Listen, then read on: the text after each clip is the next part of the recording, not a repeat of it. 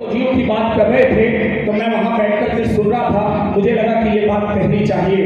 केवल ये बात उन थोड़े से नेताओं के लिए है जिन्होंने फौजियों पर प्रश्न उठाए, तो मैंने जवाब दिया।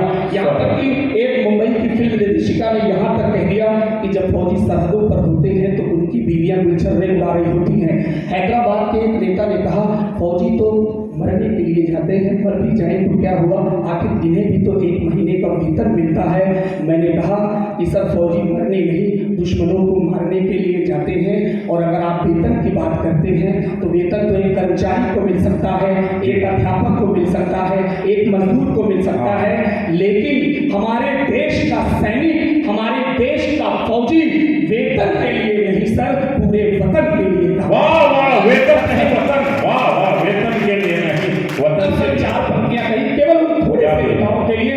और मैं नहीं जानता कि यहाँ फौजी के घर से कौन बैठा है, लेकिन मेरा मानना है कि सरहद पर एक एक खड़ा फौजी हमारा आपका अपना भाई है। और तब हमारा भाई और हो जाता है जब लद्दाख के माइनस तापमान में वो खड़ा होकर हमारी आपकी हिफाजत कर रहा होता है। तब और बात हो जाती है जब राजस्थान की तपती दोपहरी में गर्मी में वो हमारे लिए हमारी हिफाजत खड़ा हो जाता है। तब 4 पंक्तियां कही, एक एक फौजी के लिए चौथी पंक्ति में हाथ छुड़ाए कि ये पानी मुस्कुराहट का कभी खारा न जाएगा, ये पानी मुस्कुराहट का कभी खारा न आएगा। विजय तब तक चलेंगे हम, कभी हारा न जाएगा। विजय तब तक चलेंगे हम, कभी हारा न जाएगा। ये नेता अपने बेटों को अगर सैनिक बना लेंगे तो सरहद पे कोई फौजी कभी मारा न जाएगा। वाह वाह वाह, अगर नेता अपने बेटों को सरहद पे, हाँ भी अगर दूसरा राउंड लग जाएगा तो फिर मौका मिल जाएगा।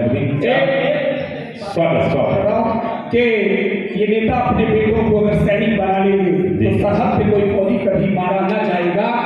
कि चली सदियों की गंदी धूल को अब झाड़ देना है। हाँ सर, अनुच्छेद 370 हटा, तब भी लोगों ने उल्टियां करना शुरू किया। लेकिन मैंने कहा कि हमारी एक चीज और हमारे पास आने वाली है। तब तक 4 पंक्तियां कही, अगर वो सही बात हो जाए तो आप उस सम्मान में, उस सच्चाई के लिए अपना हाथ खोल दीजिएगा। चली सदियों की गंदी धूल को अब झाड़ देना है। हाँ, चली सदियों की गंदी धूल को अब झाड़ देना है। हमें आतंकियों की छातियों को फाड़ देना है। चली सदियों की गंदी धूल को अब झाड़ देना है। हमें आतंकियों की छातियों को फाड़ देना है। अभी तो 370 हटाया आज हमने है, अभी तक फिर पीओके पर तिरंगा गाड़ देना है। वाह वाह, अभी फिर पीओके पे तिरंगा गाड़ देना है। जिंदाबाद जिंदाबाद, जोरदार तालियां, जोरदार तालियां। अभी तक फिर पीओके पर अब समय कम है, गाड़ देना है। एक छावा संभाजी महाराज पे कविता पढ़ना चाहता था, लेकिन फिर अगले राउंड में समय मिला तो पढ़ूंगा। एक नुक्ता रख के अपनी बात समाप्त कर रहा हूँ। समय की अपनी सीमा है, समय की अपनी कमी है। एक अंतिम नुक्ता अपनी बात रख के समाप्त करूंगा कि वतन के द्रोहियों को मेरी पार्टी भेज दो साहब। अन्य दादाजी, आप सबने तो इतिहास किताबें ज्यादा पढ़ी होंगी। आपने पढ़ा कि 15 अगस्त 1947 को देश आजाद हुआ। कभी दिल्ली के जेलों से आजादी के नारे लगने लगे, लोगों ने आजादी के नारे लगाए।